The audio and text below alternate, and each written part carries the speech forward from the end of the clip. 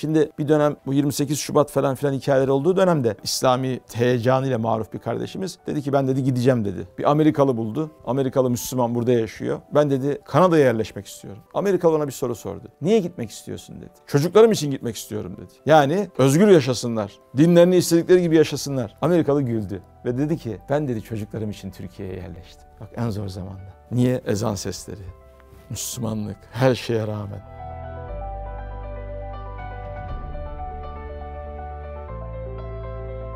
Merhaba efendim. Vaazlarıyla meşhur, etrafında takvasıyla, ilmiyle hep böyle bilinen bir hoca efendinin oğlu o kadar haylaz, o kadar yaramaz, böyle insanları canından bezdiren bir hal içerisindeymiş ki adam artık illallah demiş. Çocuğun yaptığı da çok ilginçmiş. Eskiden böyle su tulumları olurmuş insanların omuzlarına taşıdıkları. Bir iğne alırmış, bu su tulumu taşıyan adamın arkasına düşer gizlice, böyle arkadan iğneyi tuluma dokundurur. Dolayısıyla adamın suyunun israf olmasına yol açarmış. Bu şekilde çok böyle şikayet almış ama ne kadar kızsa da bağırsa da dövse de çocuğu bir türlü uslandıramamış. Bir gün hanımı çekmiş, demiş ki ya sende bir şey var ya bende bir şey var. Bu çocuk böyle niye oldu? Düşün demiş. Sen de düşün, ben de düşüneyim. Ne yaptık biz? Biz neyi yanlış yaptık da bu çocuk böyle oldu diye çok samimi bir konuşma gerçekleşmiş aralarında. Hanım bir düşünmüş, sonra biraz hüzünlenmiş. Başını önüne eğmiş. Hanım demiş sende bir şey var. Evet demiş bey. Bu çocuğa hamileyken bir gün aşerdim. Canım acayip portakal istedi. Hemen komşuya gittim. Baktım evde kimse yok. Fakat kapı açık, aralık. Kapıdan içeri girdim. Baktım masanın üzerinde çok güzel bir portakal var. İzinsiz de almak istemedim ama bir iğne buldum. İğneyle portakalı deldim ve oradan birazcık suyunu emdim demiş. Tamam demiş hanım, şimdi anlaşıldı. Hemen gidiyoruz o komşunun hakkını ödüyoruz demiş. Hakikaten de komşunun hakkını ödemişler. Helallik almışlar. Çocuk ondan sonra düzelme sürecine girmiş. Bu kıssa da böylece bitmiş. Burada yani modern psikolojiye karşı yani birçok aile çocuğunu psikoloğa, çocuk psikiyatrisine falan götürüyor. Bu benzer durumlardan dolayı çocukta bazı sıkıntılar olduğunu düşünerek. Böyle bir yönlendirme mi gidilmeli o zaman? Bunu mu anlamalıyız abi? Şimdi bak o tür bir şeyi psikoloji deyince şu aklıma geldi benim. İnsan nasıl yetişir? Psikologlar bunu çok tartışmışlar. Demişler ki çevre mi insanı yönlendirir? Genler mi insanı yönlendirir? Şimdi baktığın zaman ikisi böyle eşittir. Yani çevrede çok etkilidir, genler de yani insanın kendi getirdiği soy, sop bu da çok önemlidir. Fakat son dönemdeki araştırmalar birazcık da bu hani biz de hayvanız biraz gibi bir yaklaşımdan yola çıkarak genlere ağırlık vermeye başladılar. Yani genler daha etkili demeye başladılar son dönemdeki araştırmalarda. Ama her halükarda biz bunun ikisinin de etkili olduğunu düşünüyoruz. Yani bir nesep meselesi var. Tamam çok güzel. Bir de muhit var. Yani çevre. Kimle beraber düşüp kalkıyorsun? Kimle beraber oturup kalkıyorsun?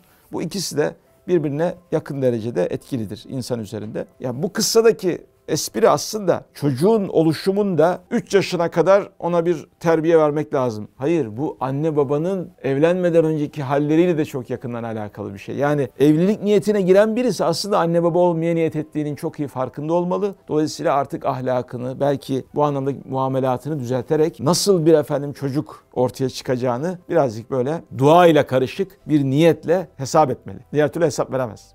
Allah hesap veremez. Hiç kimseye, topluma da hesap veremez. Sonra dönüp bakıyoruz. Niye bu kadar şey arttı? Sıkıntılar, işte şöyle günahlar arttı. Bak ben size bir kıssa da anlatayım. Şimdi adam atını sulamış. Çok güzel bir dinlenmiş. Kendisi tam böyle bir istirahatle meşgulken bir hırsız gelmiş, ata binmiş. Dıgıdık uzaklaşırken birden böyle hani şey yaparsın ya, ikideyken el frenini çekersin, araba şöyle bir spin atar ya. Çok yaparım ben. Atı döndürmüş böyle. Dönmüş adama demiş ki, atını çaldığı adama. İhtiyar demiş, bu benden kaç senede çıkar demiş. Adam ne yapsın, ne diyecek yani, çarına çar böyle bakmış. 40 senede çıkar demiş. O demiş. 40 seneye kim öle kim kala. Basmış gitmiş. Bu da yürümeye başlamış. Yürür giderken bir yarım saat sonra bakmış atı başıboş dolaşıyor ortalıkta. Allah Allah, adam nerede ya falan. Oraya buraya bakarken bir çukurun dibinden bir inilti geliyor. Bakmış ki bu bizim hırsız. At tam böyle tümseye yaklaşırken aniden duruyor. Bu üzerinden hop yere düşmüyor. Tam çukurun dibine düşüyor. Düşer düşmez de belini kırıyor. Artık son nefesini vermek üzere. Böyle yukarı bakıp da adamı başında görünce o ihtiyarı alttan son nefes verecek artık böyle. Hani ihtiyar demiş 40 senede çıkacaktı bu. Yani 4 dakikada buldum cezamı demeye getiriyor yani. Hani 40 senede çıkacaktı bu. Ne demiş ihtiyar biliyor musunuz? Evladım ben nereden bileyim senin babanın da aynı haltı işlediğini. Atasözü vardır. Dede ayva yemiş, torunun dişi kamaşmış derler. Yani nesillerden gelen bir lanet demeyelim ama bir miras var yani. Şimdi armut dibine düşüyor. İnsanlar bir şekilde muhitlerinden, babasından, dedesinden aldığı o helal lokmadan, duadan, etrafta bulunan insanların belki nazarlarından, muhabbetlerinden. Peki burada abicim babamızdan, dedemizden aldığımız madem değişmeyecekse biz nasıl bir hayat süreceğiz? Burada sorumluluk nerede, mükellefiyet nerede diye bir soru akla gelebilir. وَلَا تَزِرُ وَازِرَةٌ وِزْرَ اُخْرَى. Kimse kimsenin günahını yüklenemez hocam. Ne oluyor peki? Sana Cenab-ı Hak ferdi mükellefiyet yüklüyor. Senin bagajın oluyor mesela o. Yani yükün oluyor. Veya tam tersi yükünü kolaylaştıran bir imkan oluyor. Dedenden, babandan aldığın, çevrenden aldığın. O yüzden mümkün olduğu kadar bizden sonraki nesillerin yükünü hafifleştirecek veya onların daha güzel insanlar olmasını sağlayacak haller içerisinde olmak lazım. İnsanlar içerisinde olmak lazım. Şimdi bir dönem bu 28 Şubat falan filan hikayeler olduğu dönemde İslami heyecanıyla maruf bir kardeşimiz dedi ki ben dedi gideceğim dedi. Bir Amerikalı buldu. Amerikalı Müslüman burada yaşıyor. Ben dedi Kanada'ya yerleşmek istiyorum. Amerikalı ona bir soru sordu. Niye gitmek istiyorsun dedi. Çocuklarım için gitmek istiyorum dedi. Yani özgür yaşasınlar. Dinlerini istedikleri gibi yaşasınlar. Amerikalı güldü. Ve dedi ki ben dedi çocuklarım için Türkiye'ye yerleştim. Bak en zor zamanda. Niye? Ezan sesleri, Müslümanlık, her şeye rağmen. Çevre yani muhit. Çok önemli. Bu açıdan da insan gerçekten hani kısa vadede belki bazı sıkıntılar yaşayabilir ama orta ve uzun vadede kendisinin, çoluğunun, çocuğunun ve torunlarının güzel hayatlar yaşaması için güzel insanların yanında güzelliklerle maruf bir hayat sürmeye gayret etmeli. Yani ben soruyorum mesela zaman zaman. Evlenecek arkadaşlarımız. Abi şöyle vasıflarda bir aday olsun. Güzel, tamam. Ev peki nasıl olsun diyorum. Abi evde işte metroya yakın olsun. İşte kültür sanat merkezlerine yakın olsun. Şuraya yakın olsun. Ya bir tane daha kriter koy kardeş. Bak o kriter yüzü su hürmetine Allah sana diğer bütün kriterleri verir. Eğer adayda sen dindarlığı ararsan Allah sana zenginliğin de, soyun da, asaletin de, bütün o aradığın vasıfların da hepsini onun yüzü su hürmetine verir. Evde de aynı şekilde. Camiye yakın olsun diye, ya ben namaza gideyim geleyim diye ev ararsan Allah sana her türlü imkanı verir. Metroya yakın olur veya başka türlü bir imkanı olur. Bir güzelliği olur. Neyi öncelediğimiz çok önemlidir o açıdan. Bu soy sop meselelerinde de öyle yani. Şimdi ben buradan namaz kılıyorum değil mi? Kabe'ye doğru döndüm. Yanımdaki arkadaşa baktım. Şöyle bir ayak arasında 3 derece fark var yani. 3 derece. Aynı duruyoruz gibi. Ama bazısı böyle hafif şöyle durur, yan durur. Şimdi çek bir çizgi abi benden Kabe'ye doğru. Muhtemelen benimki Kabe'ye tam böyle o 3 derecelik açıyla namaz kılandan bir çizgi çek.